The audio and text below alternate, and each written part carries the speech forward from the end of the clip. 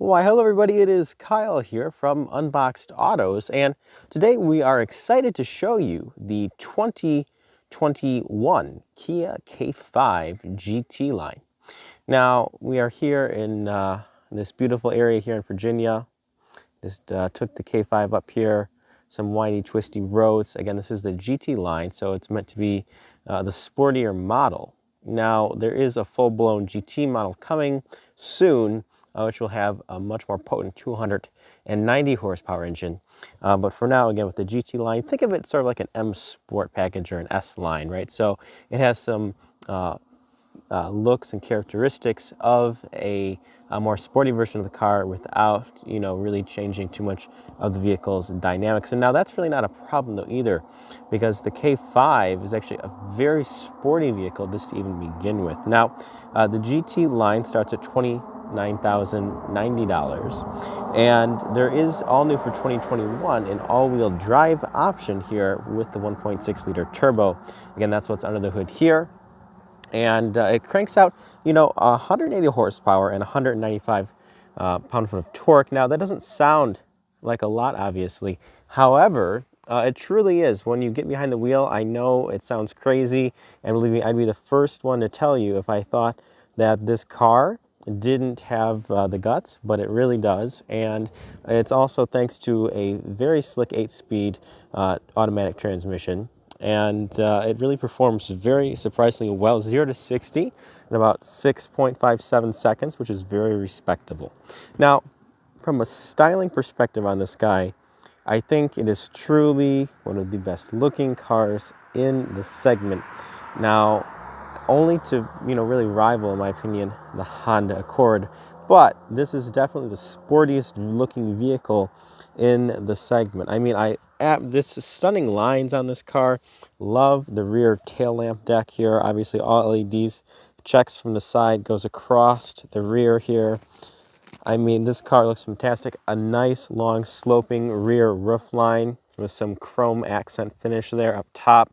And then it molds in here as well with a sort of piano black finish here. We have a little lip spoiler. And then obviously, as you guys can see here too, that piano black finish.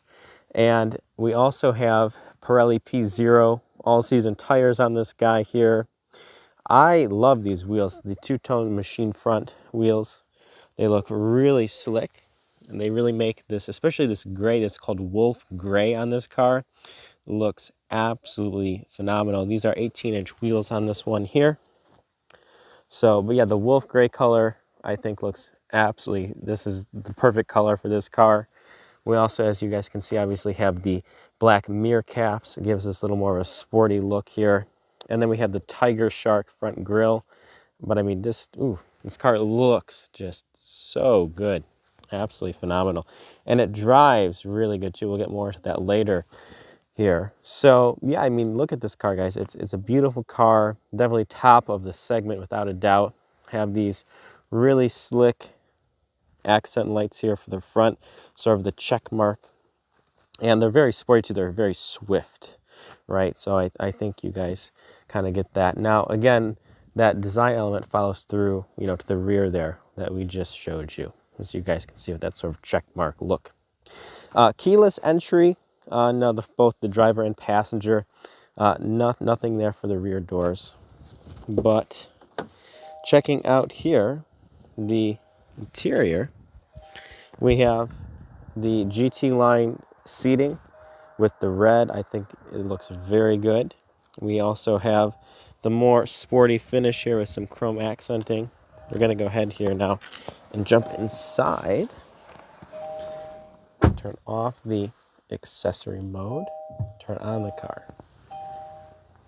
Okay, so what is really nice again too about this particular model and line is the flat bottom steering wheel. A nice sporty wheel, a nice little element here. Obviously signifies GT line right here. Other than, obviously some of the trim pieces I was saying, the chrome, this darker finish on the interior here.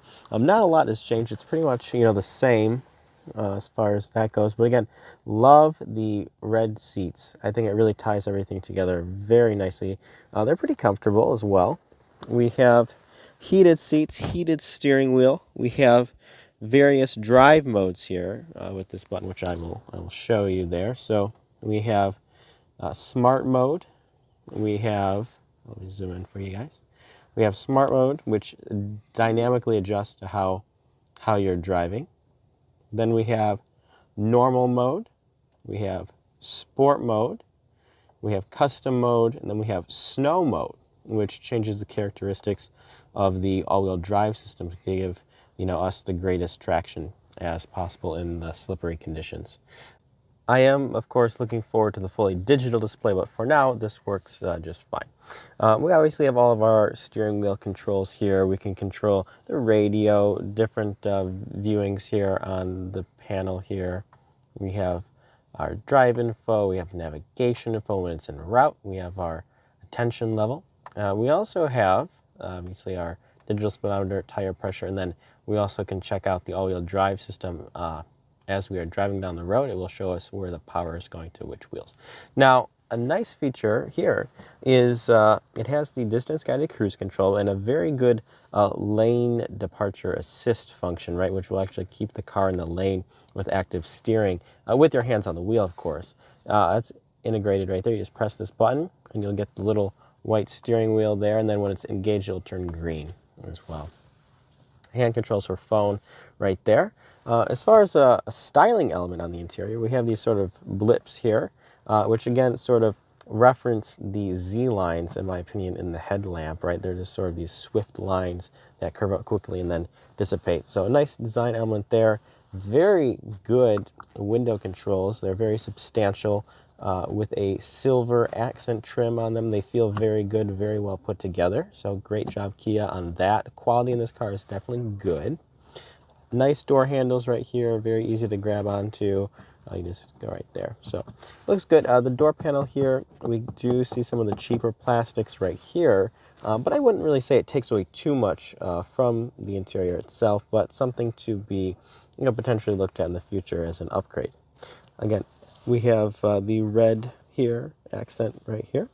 And then we also have some black piping there on the seats as well, sort of an accent color.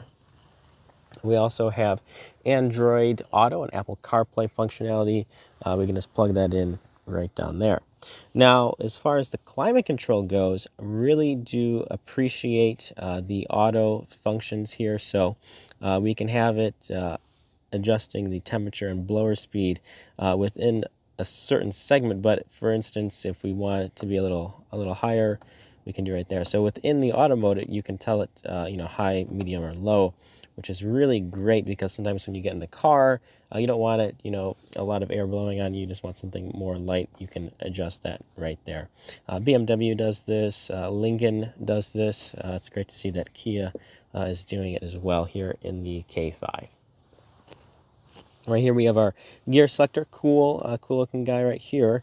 It's the same one that you'll find in the Stinger, definitely a sportier shifter. We can go all the way into drive, and then if we move it over, it goes into manual shifting mode, so you can adjust the gears on, let's say, a sporty road, just like that. Then we're back down here to those controls.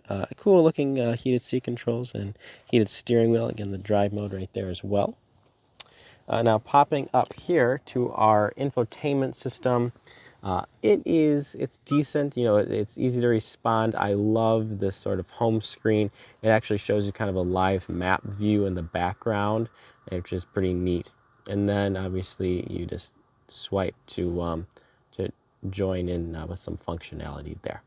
Map, navigation menu, very standard system again with Android and Apple CarPlay. We have the base sound system on this vehicle. Nothing to write home about. Definitely, very average at best.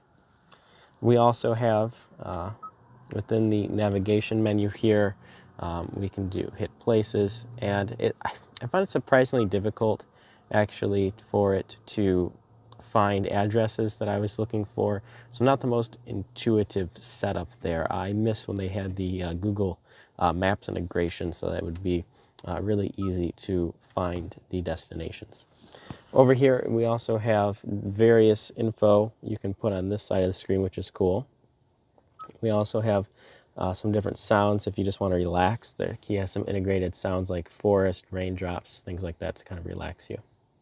And then we're back to the standard menu there. So yeah, overall though, I would say that the 2021 Kia K5 is a phenomenal vehicle. Definitely the top of the segment. Drives really good. We're actually going to get into that in just a minute. But before we do that, let me just pop back here and show you guys the rear seat as well. They actually made the car a little bit longer. It's a little longer than the Optima. A couple inches, I do believe. So this is, I'm 5'10", I would sit just like that. Plenty of room, very comfortable in the back here. The sloping roofline does hurt the headroom for the rear passengers a tiny bit. My head does not touch, but I can, if I move my head a little bit, I can feel the hairs touching the top of the roof there. But yeah, great car though, overall, fantastic sedan, very good price point.